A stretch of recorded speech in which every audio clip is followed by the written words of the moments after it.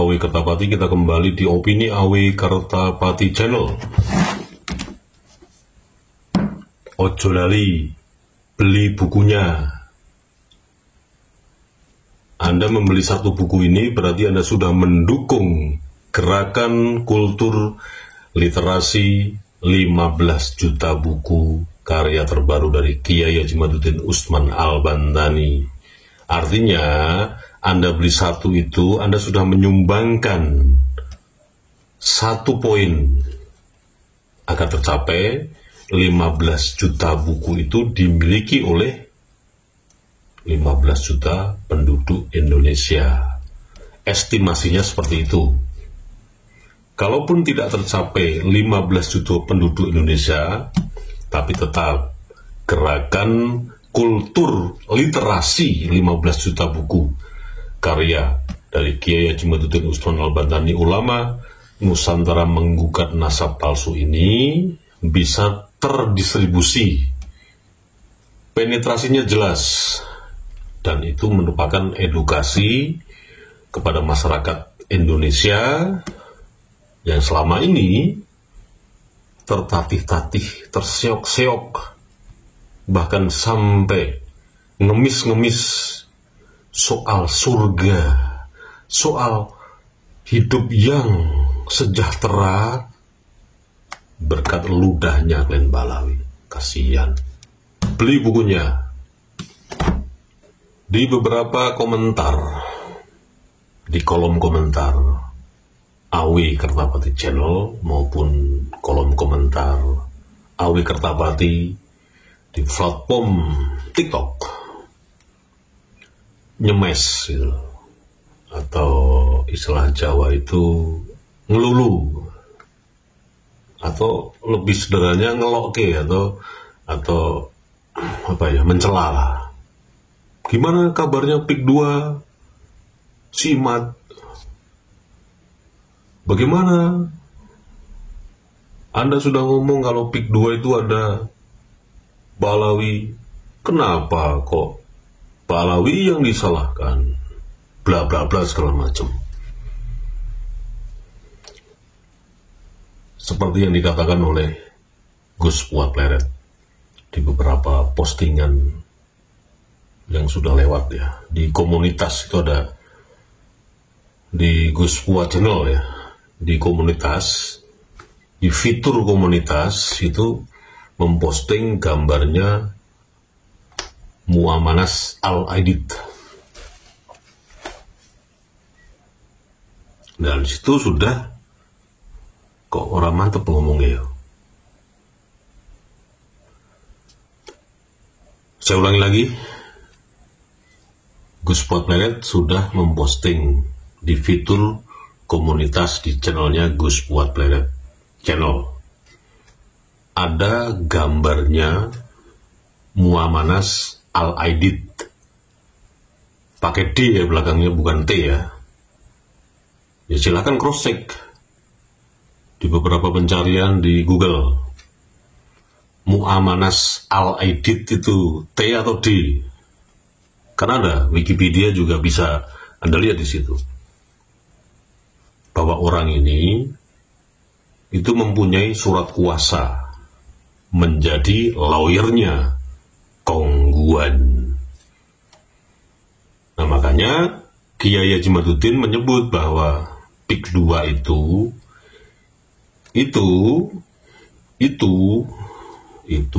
itu apa? Apa? Ada campur tangannya Glenn Balawi.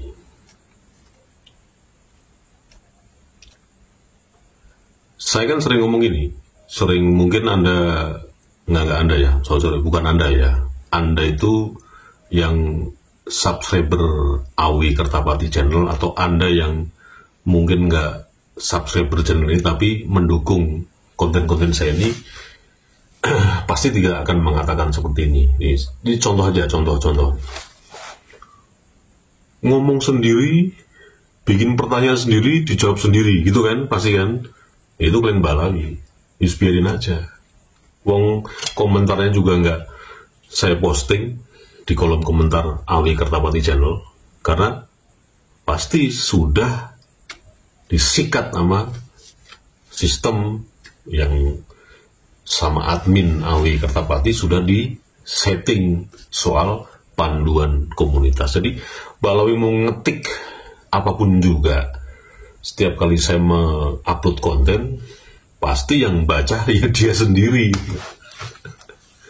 Publik akan membaca gitu, kecuali saya izinkan untuk diposting gitu ya.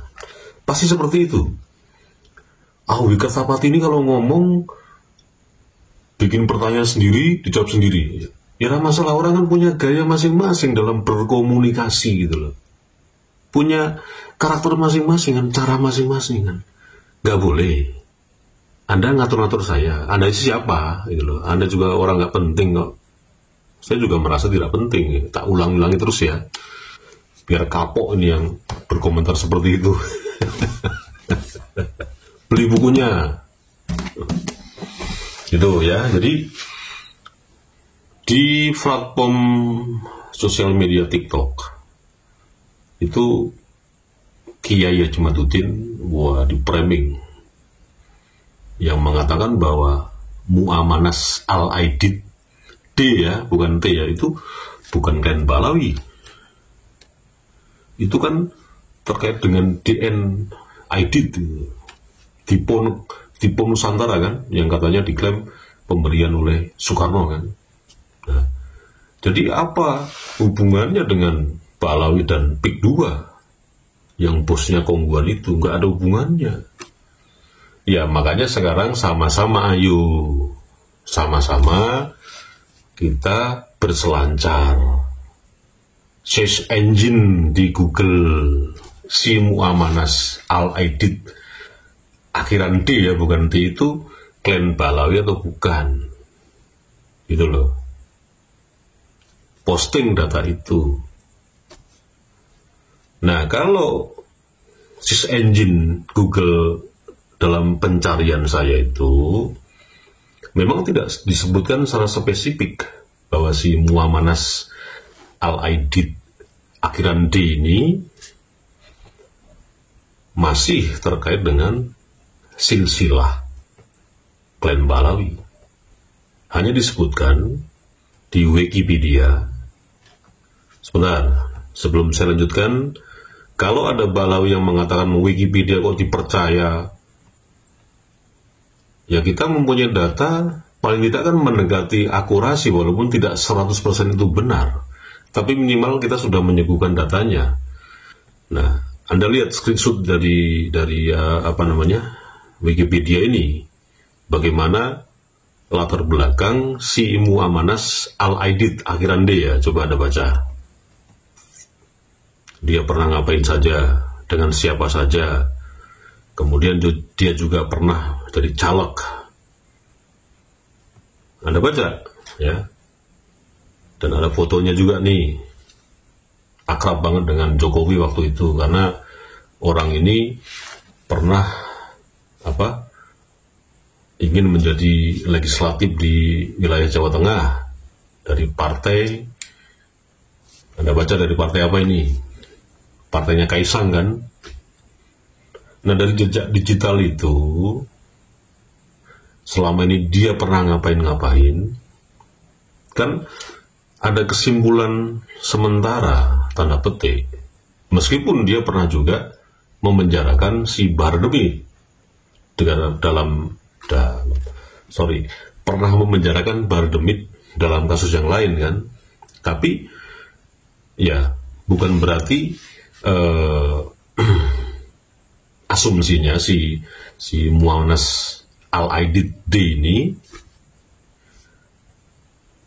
ya punya indikasi lah terkait dengan klan Balawi. Jelas itu di situ, di Wikipedia nih yang Anda baca lagi. Nah, menurut sumber yang saya tidak sebutkan namanya, yang beberapa hari yang lalu mencoba terjun ke lapangan ya, mapping area. Ini sebetulnya Pik 2 ini siapa sih sebetulnya yang bermain di luar Kongguan ini. Artinya dia merupakan circle-nya Kongguan ini siapa sih? Terutama di sini yang diberikan kuasa hukum sebagai lawyernya si Muhammadas Al-Aidid itu. Ini bagaimana sih petanya? Narasumber yang saya tanya itu menyebutkan kurang lebih sama dengan pernyataan Kiai Haji Madudin Usman Al-Bantani bahwa di PIK 2 bosnya Kongguan ini itu dalam tanda petik diduga berafiliasi dengan Kong Ba'alawi.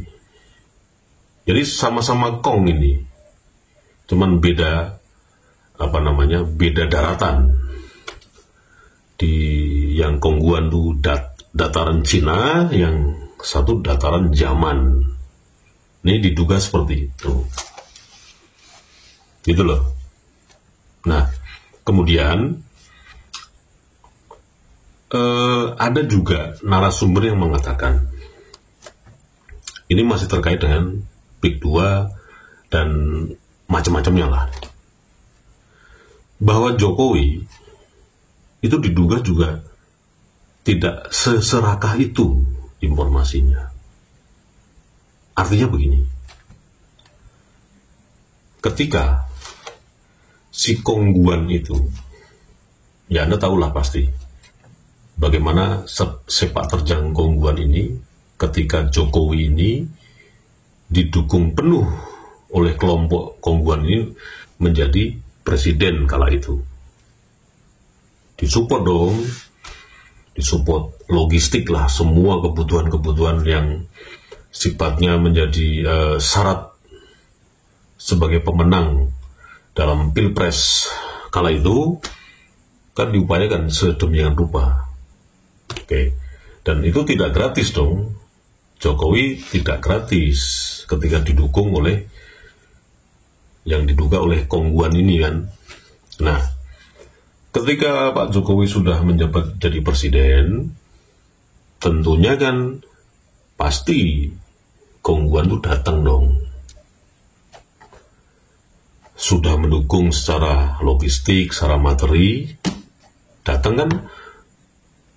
Tidak hanya dengan datang-datang aja, pasti punya kepentingan kan. Kepentingannya apa? Memberikan semacam konsep lah, yang itu erat kaitannya dengan proyek, yang juga dinarasikan sebagai proyek yang bisa memberikan kontribusi secara ekonomi, meningkatkan perekonomian di wilayah Tangerang, khususnya di Pantai Indah Kapuk itu, agar menjadi kawasan yang benar-benar komersil. Yang tadi cuma kawasan rawa-rawa, kawasan hutan bako, itu disulap menjadi perumahan, menjadi perkotaan, sehingga masyarakat di situ akan secara ekonomi meningkat dengan pesat. Kan seperti itu. Nah, masalahnya ketika Jokowi menerima konsep atau mega proyek yang jelas-jelas itu mendukung kemajuan ekonomi di satu wilayah, kan yang menyodorkan konsep itu, yang ngerjain kan bukan Pak Jokowi. Ada menterinya, ada dirjennya, belum lagi banyak direktur-direktur BUMN yang terlibat di PSN seluruh Indonesia kan, dari mulai jalan tol, pokoknya infrastruktur lah. Nah, diduga Kongguan ini menyulap konsep atau proposal yang sudah disodorkan ke Jokowi ini, itu berbeda dengan konsep yang diserahkan pada pembantu-pembantunya Pak Jokowi, menteri, dirjen, apalagi tim pembisik Pak Jokowi. Jadi konsep yang diserahkan ke bawah itu berbeda dengan konsep ketika disodorkan ke Bapak Joko Widodo. Karena memang tidak ada tim pengawas, tim pengawasan program. Sekarang saya tanya, selama ini kita pernah dengar nggak tim pengawas PSN? Artinya tim pengawas yang independen, bukan dari partai, ya, bukan dari tim pemenang Jokowi, tapi memang tim independen yang profesional, mengawasi semua program-program PSN, program-program pemerintah yang strategis untuk kemajuan bangsa ini. Ada nggak tim pengawasnya? Kalau BPK, kalau KPK, kalau inspektorat, kalau kejaksaan itu kan sifatnya mengaudit. Ketika ada kesalahan, ada temuan, bisa temuan markup harga, temuan ya intinya penyalahgunaan lah, baru ditindakan. Tapi adakah dari awal program strategis nasional Indonesia ini seperti infrastruktur dan pembangunan yang lain itu, adakah tim pengawas yang independen dan juga tim pengawas yang senyap yang ada di lapangan mengawasi program ini jalan atau tidak, atau dikorupsi atau diselewengkan? Kan tidak ada selama ini. Nah, disitulah sebetulnya kalau menurut sumber yang saya dengar ini, tidak semua kerusakan ekonomi yang terjadi hari ini karena ugal-ugalannya banyak terjadi penyalahgunaan jabatan, penyelewengan anggaran, itu sepenuhnya salah Jokowi. Itu menurut pendapat dari narasumber yang saya tanya-tanya terkait ketika awal Jokowi menjadi presiden hingga 2 periode, dan sekarang ini menyisakan problem-problem yang sangat banyak, yang akhirnya kabinet merah putih ini dalam posisi bagaimana nih, dibersihkan semua nih kotoran-kotoran, sampah-sampah sisa dari rezim Jokowi, supaya program dari Bapak Prabowo Subianto, kabinet tim merah putihnya ini benar-benar solid. Artinya orang-orangnya, pembantu-pembantu dari Bapak Prabowo ini benar-benar punya mental yang mentalnya itu bukan mental seperti Baklawi.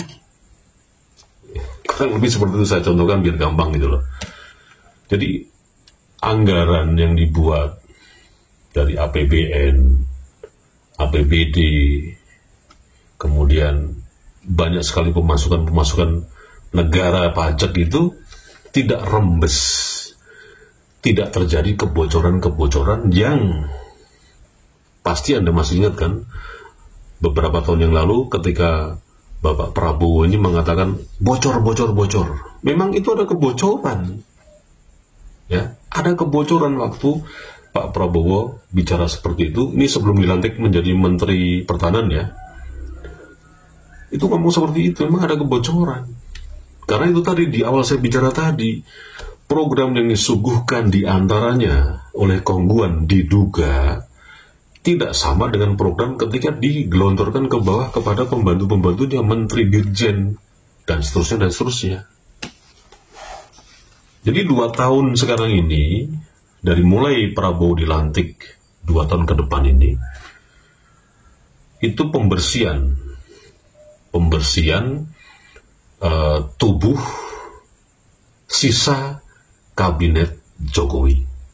Artinya dibuat seleksi alam, pembantu-pembantu Bapak Presiden Prabowo Subianto ini akan terus diseleksi secara alam. Nah pasti kalau memang tidak qualified, tendang. Ini menurut beberapa sumber yang saya tanya-tanya perihal bagaimana nih Pak Prabowo hari ini dan ke depannya. Apakah isu-isu di luar sana Prabowo Fufu Fafa yang sekarang redup kan, Fufu Fafa redup kan. Ini bagaimana? Korupsi, penyelewengan anggaran, murak-marik, akhirnya membuat ini kayaknya krismon ini kita ini. Sulit. Ngeluh sih, Randidit, gitu kan?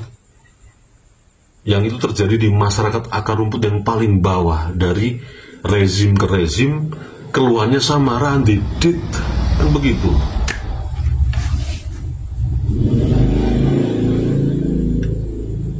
Nah, kurang lebih itu pemaparan yang bisa saya sampaikan dari narasumber-narasumber yang saya coba tanya-tanya.